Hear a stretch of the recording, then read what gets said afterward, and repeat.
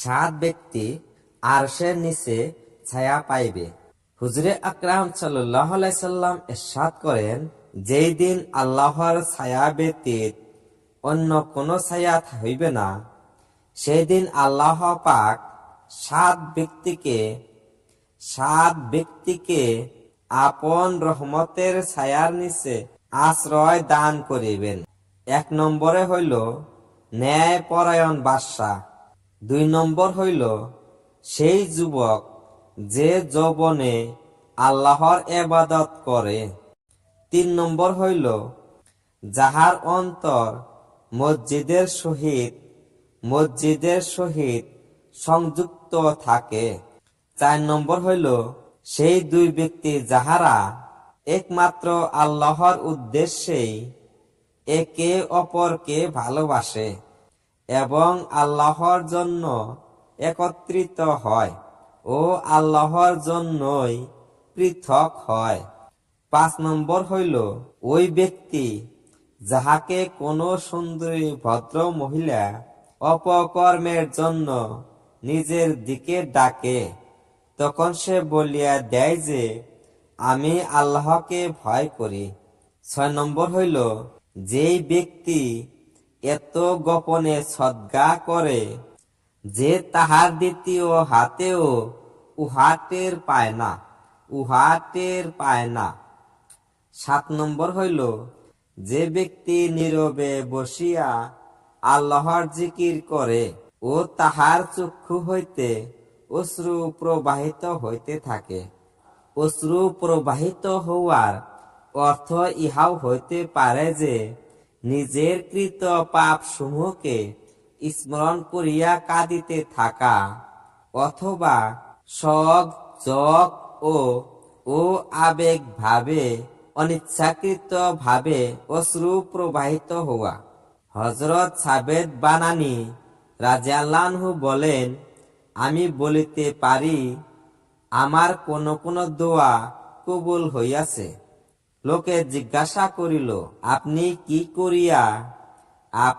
কি করিয়া বুঝিতে পারেন যে আপনার দোয়া কবুল হইয়াছে? তিনি উত্তরে বলেন, যেই দোয়ায় শরীরের লোম সমূহ খাড়া হইয়া যায়, অন্তর ধড়ফড় করিতে থাকে এবং চক্ষু হইতে পানি প্রবাহিত হইয়া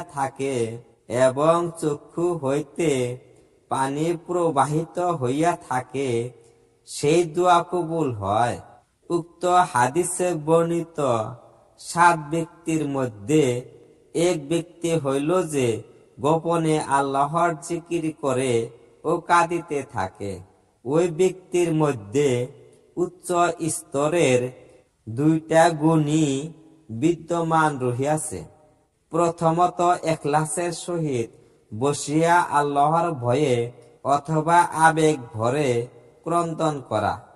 হাদিসে বর্ণিত বসিয়া আল্লাহর জিকির করা, তাহার 2টি অর্থ হইতে পারে।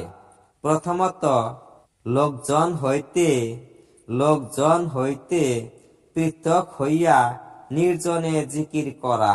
দ্বিতীয়ত, গায়রুল্লাহ হইতে অন্তর খালি করিয়া একমাত্র আল্লাহকে স্মরণ করা। নির্জনের মূল অর্থ ইহাই। এই জন্য উত্তম হইল উভয় নির্জনতাই লাভ করা। তবে যদি কেহ মজলিসে বসিয়াও অন্তরকে গায়রুল্লাহ হইতে খালি করিতে পারে ও ক্রন্দন করে, উহা বড়ই সৌভাগ্যর কথা। আল্লাহ যাহাকে ইচ্ছা তাহাকেই উহা দান করেন। হাদিসে আসিয়াছে, আল্লাহর ভয়ে যে ব্যক্তি ক্রন্দন করিয়াছে সে ওই পর্যন্ত জাহান্নামে প্রবেশ করিবে না যে পর্যন্ত দুধ স্তনের মধ্যে পুনর্প্রবেশ না করে।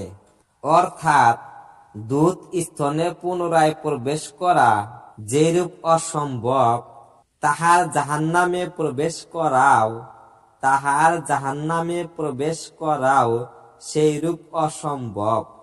অপর একটি হাদিসে আসিয়াছে, যে ব্যক্তি আল্লাহর ভয়ে কাঁদিছে, এমন কি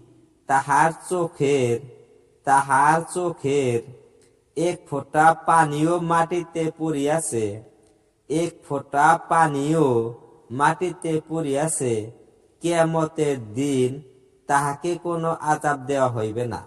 অপর একটি হাদিসে আছে, দুইটি চক্ষুর উপর জাহান্নামের আগুন হারাম।